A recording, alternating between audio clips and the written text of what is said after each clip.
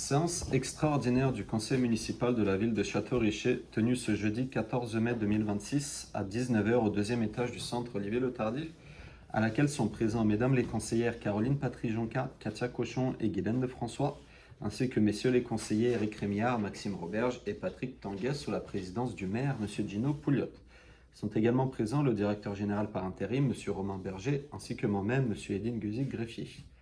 Les membres présents de l'ouverture forment quorum et la séance extraordinaire du 14 mai 2026 est déclarée légalement constituée et ouverte à 19 h. Merci beaucoup, M. Greffier. Donc, je souhaite la bienvenue à tout le monde pour la séance extraordinaire ce soir. Je rappelle aux gens que la période des questions va être réservée seulement aux sujets qui sont à l'ordre du jour. C'est la procédure lors des séances extraordinaires. Donc, sans plus tarder, nous allons procéder à l'adoption de l'ordre du jour. Donc, considérant que l'ordre du jour respecte le règlement 648-25 relatif à la régie interne des séances du conseil municipal de la ville de Château-Richer, considérant que tous les membres du conseil municipal ont pris connaissance de l'ordre du jour, ci-après, qui était contenu dans l'avis de convocation et qui est le renonce de sa lecture, considérant que l'ordre du jour ainsi déposé, donc j'aurais besoin d'un proposeur ou d'une proposeuse.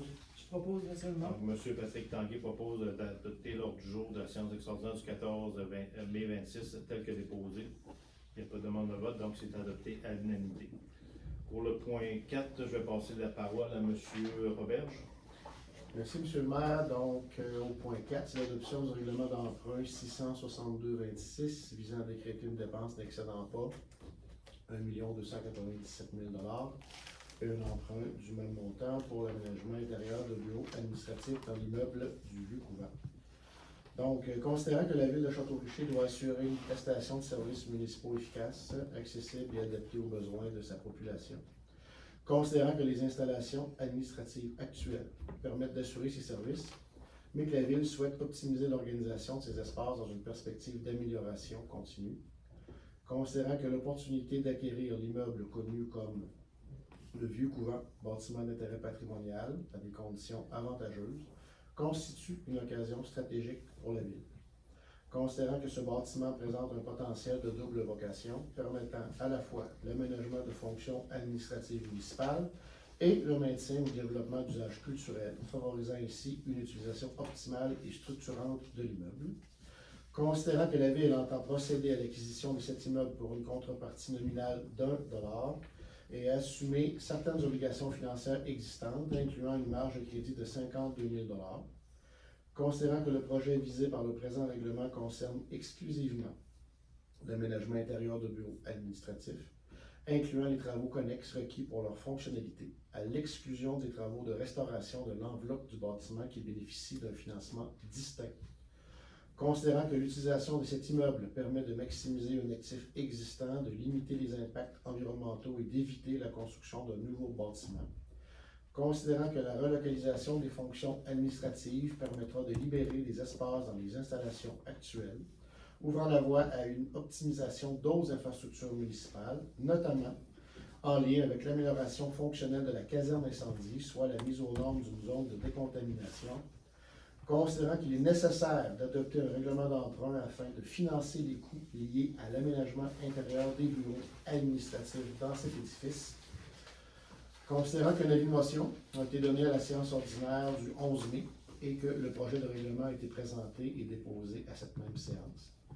Considérant qu'une copie du règlement a été remise aux membres du conseil au plus tard 72 heures avant l'heure fixée pour le début de la séance et que tous les membres présents déclarent avoir lu le projet de règlement et qu'il renonce à sa lecture séance tenante. Considérant que ce règlement était disponible pour consultation à la mairie 2 jours juridiques avant la séance d'adoption de ce soir 14 mai, conformément à l'article 356 de la loi sur les cités et villes. Considérant que des copies du règlement sont disponibles et mises à la disposition du public pour consultation dès le début de la présente séance, conformément à l'article 356 de la loi sur les cités et villes. En conséquence, je propose d'adopter le règlement 662-26, décrétant une dépense et un emprunt n'excédant pas 1 297 000 pour l'aménagement intérieur de bureaux administratifs dans l'immeuble du Vieux-Couvent. Merci. Donc, est-ce qu'il y a une demande de vote?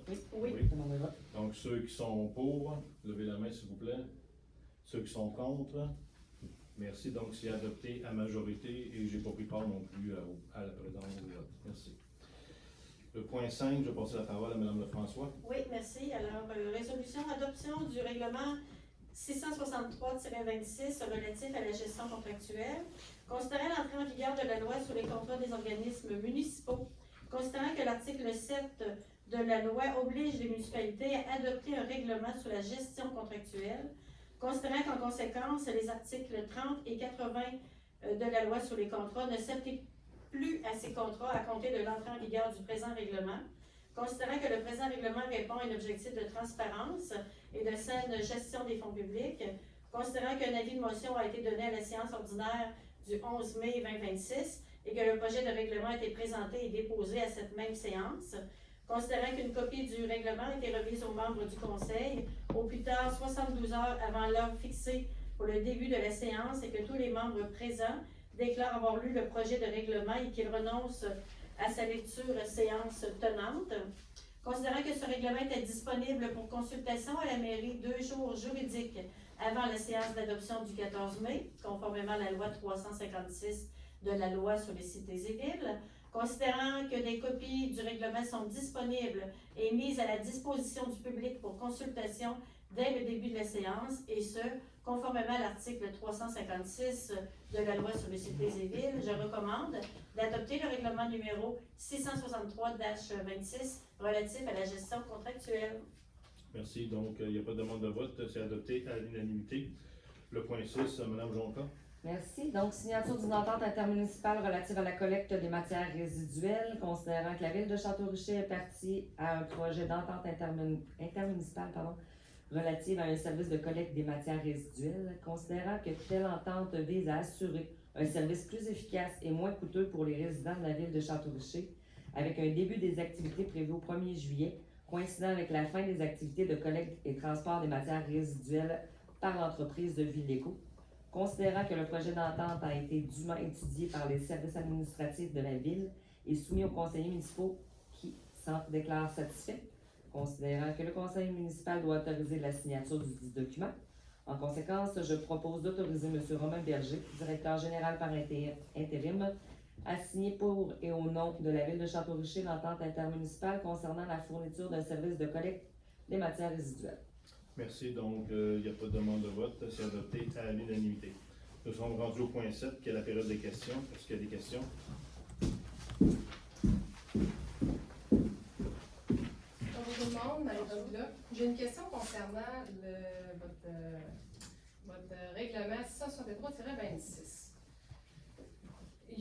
Ça en parle dans l'article 8 et dans l'article 9 de ce règlement-là. Il parle que vous pourriez prioriser les fournisseurs établis sur le territoire de la ville. Okay? Je vais lire la phrase. Si le territoire de la ville compte plus qu'un fournisseur, cette identification peut se limiter à ce dernier territoire. Est-ce que vous êtes en train de dire que si vous avez des soumissions, puis qu'il y en a là-dedans qui font partie de la côte de Beaupré, qui sont plus élevés, mettons, que le plus bas soumissionnaire, c'est ceux-là que vous allez prendre? Pas vraiment, là, c'est pas nécessairement ça, parce qu'il y a des règles au niveau des appels d'offres. Donc, les montants qui sont inférieurs à 125 ou 135 000 on peut y aller sur invitation. Donc, c'est sûr qu'on va favoriser les gens de la côte de Beaupré, mais s'il y a des gens de l'extérieur qui font partie de nos fournisseurs, parce qu'on a une liste des gens, on les appelle. Puis à ce moment-là, on prend toujours le plus bas soumissionnaire, mais qui répond aux critères là, de l'appel d'offres.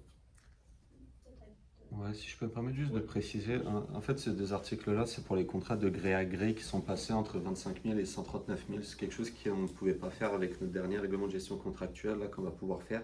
C'est uniquement dans les cas de contrats gré à gré. Si on passe par une mise en concurrence, cet article-là, ne s'applique pas.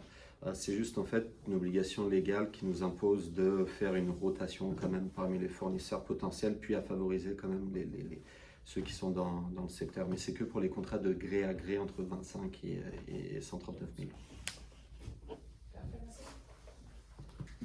Est-ce qu'il y a d'autres questions? Non? Ça met donc fin à la période des questions. Donc, considérant que les sujets ont été épuisés au niveau de l'ordre du jour, j'aurais besoin d'un proposeur, une proposeuse de la Ville de la Santé. Je propose, M. le maire. Donc, Mme Cathy Cochon propose que le Conseil municipal déclare la séance close. Ceux et celles sont d'accord.